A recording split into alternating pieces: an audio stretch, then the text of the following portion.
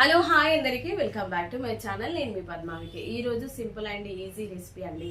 Summer season కాబట్టి కొంచెం హెల్తీగా బాడీకి చలవ చేసేది తినాలనిపిస్తుంది కదా, అందులో ఒక రెసిపీ అయితే మన ఛానల్లో చేస్తున్నాను. చాలా సింపుల్ అండి, తక్కువ ఇంగ్రీడియంట్స్తో టేస్టీగా హెల్తీగా చేసుకునేదే టమాటా రసం అండి. టమాటా రసం చాలా మందికి తెలుసు, బట్ ఒక్కొక్కరు ఒక్కొక్క స్టైల్లో చేస్తుంటారు. ఈరోజు నా స్టైల్లో నేను ఎలా చేశాను అనేది అయితే ఫుల్ వీడియోలో చూడండి. అండ్ ఇంకొక విషయం ఏంటంటే, నా వీడియో నచ్చింది బాగుంది అనిపిస్తే ఒక లైక్ చేయండి, సబ్స్క్రైబ్ చేయండి. అండ్ ఇప్పుడైతే మనం టమాటా రసం ఎలా చేయాలో ఫుల్ వీడియోలోకి అయితే వెళ్ళిపోదాం. ముందుగా నేను టమాటాలు కొంచెం చింతపండు రెండు వేసి అయితే ఉడకబెట్టి పెట్టేసుకున్నాను, కొంచెం టైం సేవ్ అవుతుందని. సో ఇదనమాట, చేయితోనే మనము మంచిగా మెదుపుకుంటే రసం అనేది మస్తు టేస్ట్ ఉంటుందండి. చాలామంది మిక్సీలో వేసి మిక్సీ పట్టి చేస్తారు, అప్పుడు అంత రుచి అయితే ఉండదు. మన చేయితో మెదుపుకొని రసం తీసినప్పుడు మస్తు టేస్ట్ ఉంటుంది. డెఫినెట్గా ఇట్లా ట్రై చేయరు, చాలామంది చేస్తారు పెద్దవాళ్ళు, మన అమ్మ వాళ్ళు అమ్మమ్మ వాళ్ళు మ్యాక్సిమం చేయితోనే రసాన్ని తీస్తారు. సో చూస్తారు కదా, ఒక 3 times అయితే నేను రసాన్ని తీసాను. పిప్పి కూడా మొత్తం తీసేయద్దు, అట్లాగని మిక్సీ పట్టొద్దు. మిక్సీ పడితే అంత టేస్ట్ అస్సలు ఉండదండి, కొంచెం ఎగుటెగుటుగా ఉంటుంది. మీరు డెఫినెట్గా ఇట్లానే ట్రై చేయండి ఈ పద్ధతిలో. మనం మిక్సీ లేదని కాదు, కానీ టేస్ట్ ఇంపార్టెంట్ కాబట్టి మనం చేయితో చేసుకుంటే మంచిగా తినబుద్ధి అవుతుంది.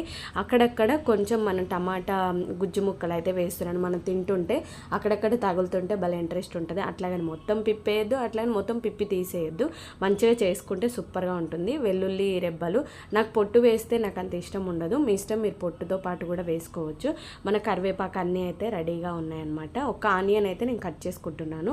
ఆనియన్ ముక్కలు కొంచెం బిగ్ సైజ్ కట్ చేసుకోండి, చిన్నగా అడ్డంగా అయితే కట్ చేయొద్దు, పొడవుగానే కట్ చేసి పెట్టుకోవాలి. మంచి కనిపిస్తుంది డెకరేషన్గా, మన రసంలో సూపర్ ఉంటుంది. నిజంగా చెప్పాలంటే నాకు రసం చేయడమే రాకపోతుండే, అసలు ఎంత ట్రై చేస్తే వచ్చిందో. అసలు నిజంగా రసం చేయడం అంత ఈజీ కాదండి, అసలు కుదరపోతే ఎవ్వరు తినరు. సో ఇదనమాట, ఆనియన్స్ ముక్కలు అయితే పెద్ద పెద్దగా కట్ చేసుకోండి. వెల్లుల్లి రెబ్బలు అయితే చాలే తీసుకోండి, మంచి టేస్ట్ని ఇస్తుంది చారుకు అంటే వెల్లుల్లి రెబ్బలు.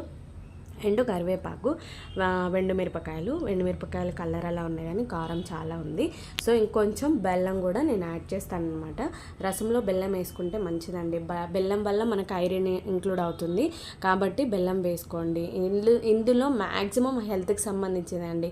మన ఆనియన్స్ హెల్త్కి సంబంధించింది, వెల్లుల్లి రెబ్బలు హెల్త్కి సంబంధించి, కరివేపాకు అది మన హెయిర్కి సంబంధించింది కాబట్టి ప్రతిదీ కూడా ఇందులో మన హెల్త్కి సంబంధించిన ఇంగ్రీడియంట్సే వాడుతున్నాము. సో మీరు డెఫినెట్గా ట్రై చేయండి.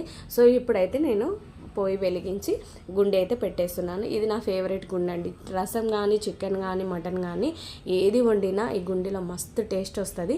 మీకు గుండె లేకపోతే నార్మల్ వాటిలో చేసుకోండి, నా ఫేవరెట్ గుండె అండి ఇది.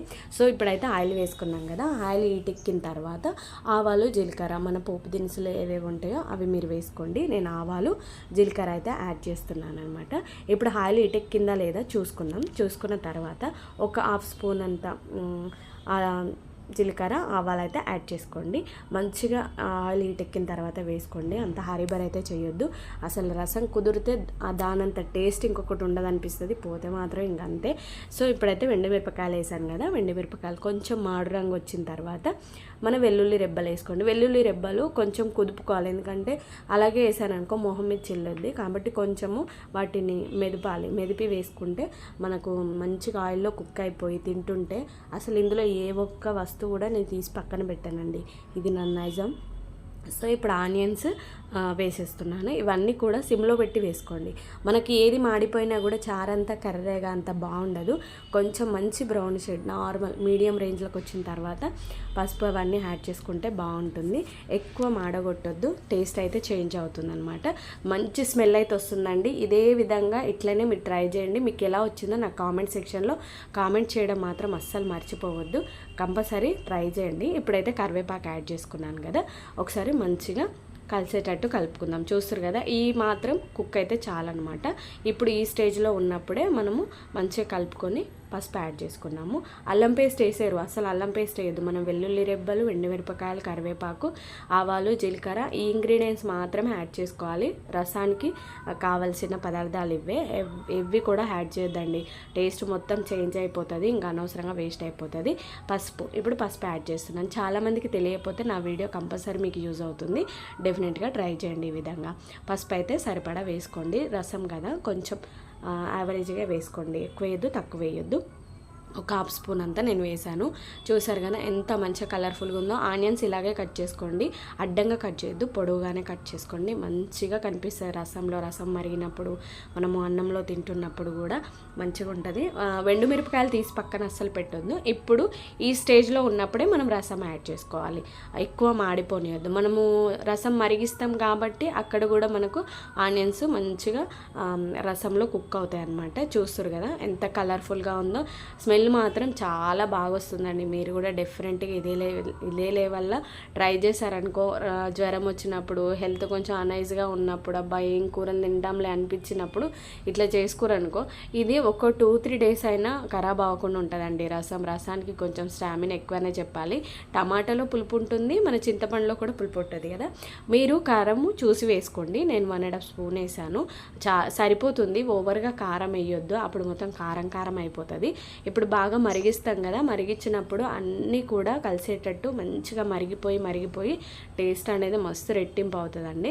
ఇలా మంచిగా కలిసేటట్టు కలుపుకోండి. టమాటా ముక్కలు అక్కడక్కడ నేను వేసాను, మొత్తం తీసేయలేదు, ఎప్పుడు కూడా తీసేయను కూడా. సో ఈ విధంగా ట్రై చేయండి. మన హెల్త్ బాగాలేనప్పుడు, కొంచెం అనీజీగా ఉందనిపించినప్పుడు, అబ్బా గట్టి కూరలతో ఏం తినాలి అనిపించినప్పుడు రసం ట్రై చేయండి. ఇప్పుడు కొంచెం మరగడానికి వచ్చింది కదా, చూస్తారు కదా. ఈ స్టేజ్లో ఉన్నప్పుడు మనం బెల్లం యాడ్ చేసుకోవాలి. బెల్లం అనేది ఐరన్ ఉంటుంది కాబట్టి మనకు చాలా మంచిది. బెల్లం యాడ్ చేసుకోవాలి రసంలో, కంపల్సరీ వేయాల్సింది. ఇది మీరు స్కిప్ చేసుకుంటే మీ ఇష్టం. నేను చెప్పాను కదా నా వీడియోలో నేను ఎలా చేస్తాను అనేది. సో మా ఇంట్లో వాళ్ళందరికీ చాలా ఇష్టం. లేదనుకో మమ్మీ నువ్వు బెల్లం యాడ్ చేయలేదా అని కూడా క్వశ్చన్ చేస్తారనమాట. సో ఈ విధంగా అయితే మంచిగా మరిగించుకోవాలి. ఎంత మరిగితే అంత టేస్ట్ వస్తుంది. స్మెల్ మాత్రం ఇల్లంతా ఇసురుతుందండి, అంత బాగా వచ్చింది రసం. ఎవ్రీ టైం నేను ఈ గుండిలోనే చేస్తుంటాను, ఎప్పుడు మీకు చూపించలేదు. ఒకసారి చూపిస్తే మీకు కూడా ఒక ఐడియా ఉంటుంది కదా. సాల్ట్ కూడా యాడ్ చేశానండి. సాల్ట్ వేసానో లేదో అనుకున్నారు, సాల్ట్ కూడా యాడ్ చేశాను. మంచిగా మరగనిచ్చినాం అనుకో, చాలా టేస్ట్ అద్దరిపోద్ది. ఇలాగే ట్రై చేయండి. మీకు ఎలా వచ్చిందో కామెంట్ సెక్షన్లో కామెంట్ చేయండి. చాలా స్మెల్ మాత్రం అద్దరిపోయింది. నేను చేశానని కాదు కానీ మీరు ట్రై చేస్తే కూడా ఇలాగే వస్తుంది. మీకు ఎలా వచ్చిందో నాకు కామెంట్ చేయడం మాత్రం అస్సలు మర్చిపోవద్దు, నేను ఖచ్చితంగా రిప్లై ఇస్తాను. అండ్ ఇంకొక 5 minutes అలా మరగనిద్దాం దాన్ని. సో చారు మరిగింది కదా, ఇలాగే మరగనివ్వాలి. మరిగిన తర్వాత చారు చాలా వరకు తగ్గిపోతుంది. ఇప్పుడు సిమ్లో పెట్టాను కదా, ఒక పైన అంచు వరకు ఉండే చారు లోపలికి అయిపోయింది. ఇప్పుడు స్టవ్ ఆఫ్ చేసుకున్నాం. స్టవ్ అయితే ఆఫ్ చేశాను. చూస్తారు కదా ఎంత కలర్ఫుల్గా ఉందో చారు. మీరు డెఫినెట్గా ట్రై చేయండి. మీకు ఎలా వచ్చిందో కామెంట్ సెక్షన్లో కామెంట్ చేయండి. చాలా చాలా బాగుంటుంది. అండ్ సో ఇదనమాట, చారు అయితే అయిపోయింది. ఎక్సలెంట్గా ఉంటుంది. అసలే ఎండాకాలం కదా, ఉడకపోతుంది. సో ఇదనమాట. నా వీడియోస్ నచ్చితే మాత్రం లైక్ చేయండి, సబ్స్క్రైబ్ చేయడం మాత్రం మర్చిపోవద్దు. Thank you for watching.